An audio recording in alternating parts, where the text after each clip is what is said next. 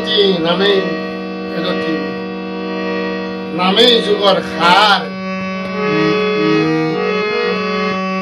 জানি হবে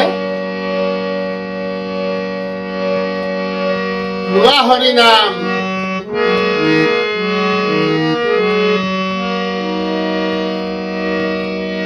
সাধু সমাজলৈ মোৰ সেৱা জনাই আজি আমি একাদিক্ৰমে নাম ঘোষা পুথিভাগী পাঠ আৰু ব্যাখ্যাৰ ভাগ নম্বৰ 198 আহি উপনীত হৈছো।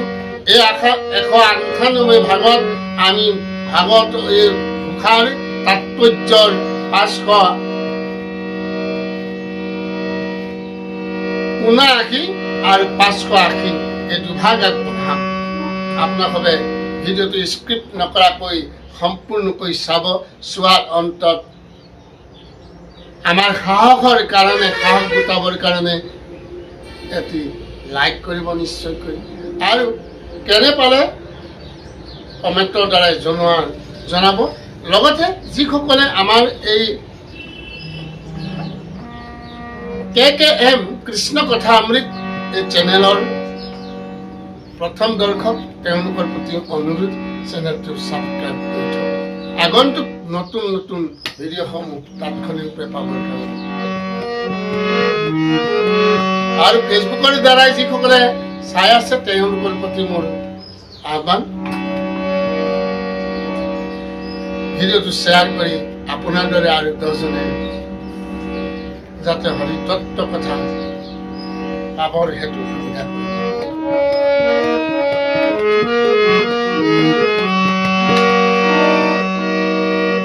শ্ৰী ৰাম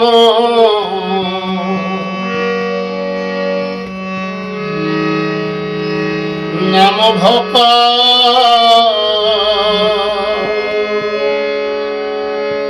কৰ মহাধন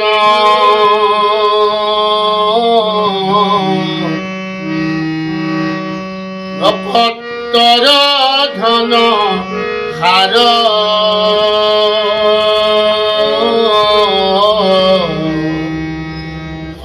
সংসাৰ সাগৰে ৰাম নামে দুৰ্গ পাৰ ৰাম সংসাৰ সাগৰে ৰাম নামে দুৰ্গ পাৰ।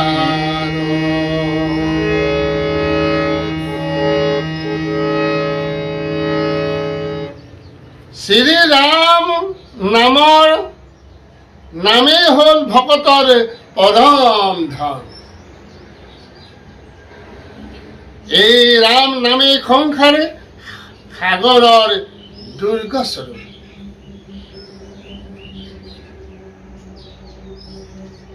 এই সংসাৰৰ সকলোবোৰ পাৰ্থিৱী ধন ভকতৰ বাবে অসাৰ। এই সম্বন্ধে আগত ভালে ঘোষাত কৈ অহা হৈছে।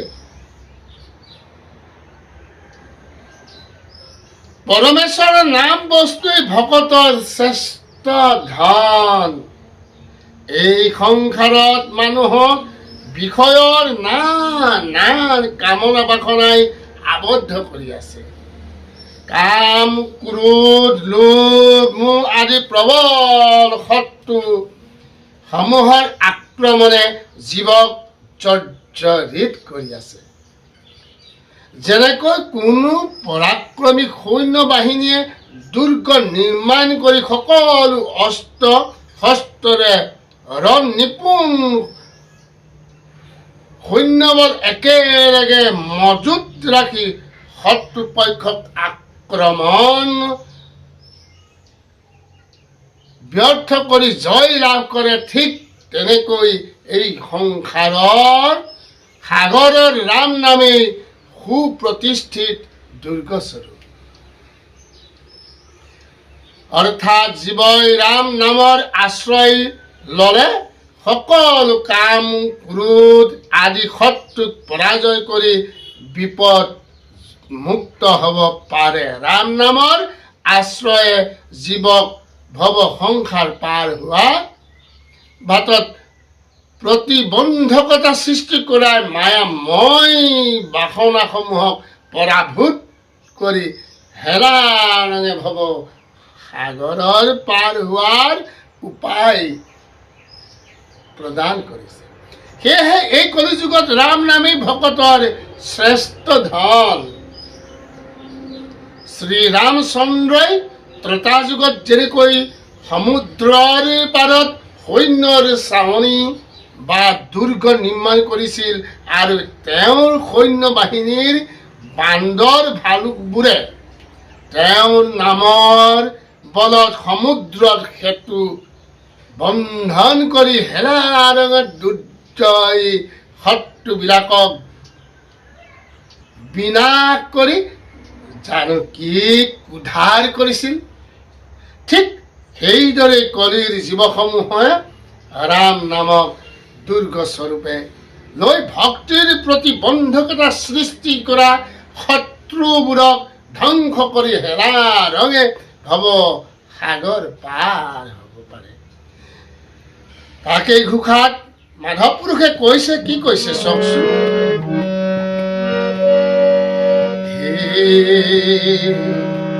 প্ৰাণ প্ৰভু ৰঘুপতি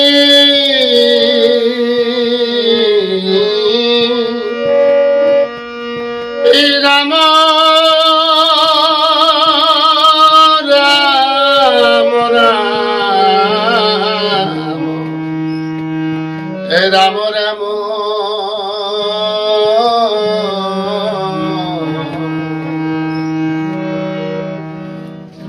তুমাত কৰিয়া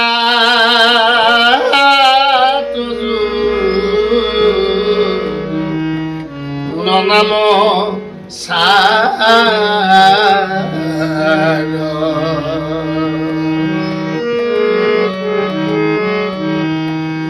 বিনা সেতু বন্ধ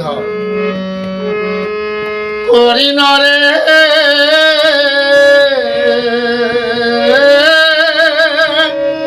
ৰাম ৰাম ৰাম ৰাম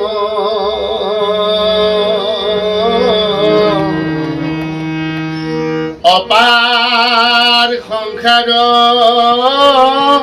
সমুদ্ৰ তহুৱে পাৰ অপাৰ সংসাৰ সাগৰ সমুদ্ৰ তহুৱে পাৰ। সাধু সমষ্টিলৈ আজি আমি আগবঢ়াইছো ঐনিতী ঘোষা 580 নম্বৰ। আমি তালৈ আগবাঢ়িব বিচাৰিছো। হৰি নাম কীৰ্তনে পৰম মঙ্গল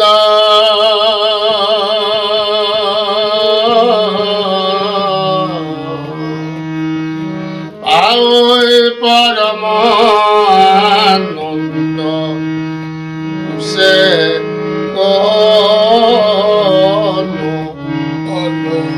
পাৱৈ পৰমানন্দ গুছে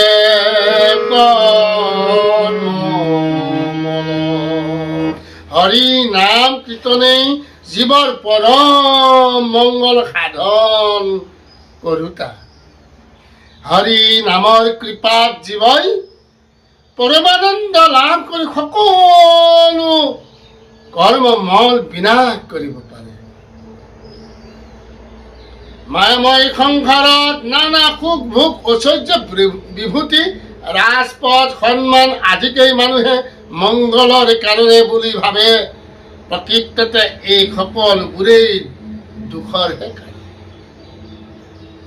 মহাকালে সকলোকে নিমিষতে বিনাশ কৰে।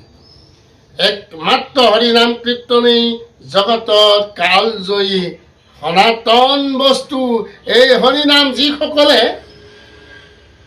সুদৃঢ় বিশ্বাসে শ্ৰৱণ কীৰ্তন স্মৰণ কৰে তেওঁলোকে পৰকালত মুক্তি লাভ কৰাৰ উপৰিও ইহকালতো বৈষয়িক সকলো সুখ শান্তি লাভ কৰে। তদুপৰি হৰিৰ কৃপাৰ সকলো কৰ্ম বাসনা ক্ষয় কৰি পৰমানন্দ সুখত ৰতি প্ৰীতি কৰি সংসাৰৰ সকলো কাম অৱসান ঘটাই মহানন্দে বৈকুণ্ঠ গমন কৰে। কৃষ্ণ আজি সমস্ত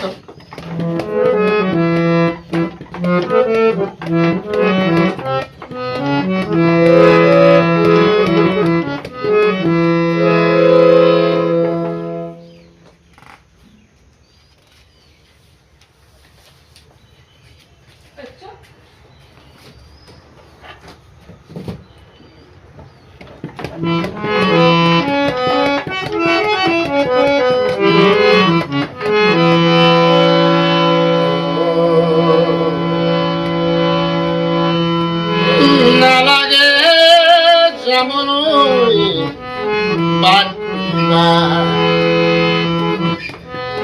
জগন্নাথ কাশী গয়া, জগন্নাথ হাৰি দুৱাৰ কাশী গয়া। ইয়াতে আছে কৃষ্ণ চিনাহে মিছাতে মৰণ হেৰু মনা। নালাগিব যাবলৈ বাট ঘূৰিবা,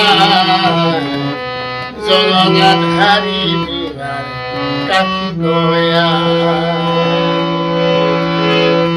ইয়াতে আছে কৃষ্ণ চিনাহে মিছাতে মৰণ হেৰু মনা। মিছাতে মৰতীয়া হেৰু মনা, মিছাতে মৰতীয়া হেৰু মনা।